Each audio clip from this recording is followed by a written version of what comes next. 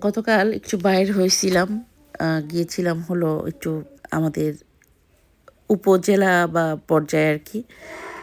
তো ওখানে গিয়ে একটু কাজ করলাম। মেয়েকে হলো একটু নেবুলাইজ করলাম।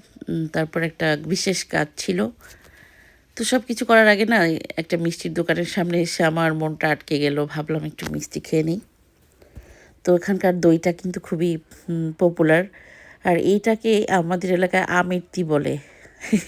তো আমার ভাই বলতেছে, "এই জিনিসটা অনেকদিন খাই না, চল খাওয়া যাক।" তো আমরা সবাই খেলাম। তো আমি আবার একটু চাও খেলাম। চা না হলে তো আমার আসলেই হয় না। তো সব কাজকর্ম করতে, করতে অনেকটা দুপুর পার হয়ে যাচ্ছিল। ভাবলাম দুপুরের খাবারটাও খেয়ে নিই। বাইরের খাবার-দাবার এরকম বাংলা স্টাইলের হোটেলে খাওয়া খুব কম হয়। তো গ্রামের তো সেটা মাটির চুলায় রান্নাবান্না খুবই স্পেশাল। খাবারের স্বাদ কিন্তু বেশ ভালো ছিল।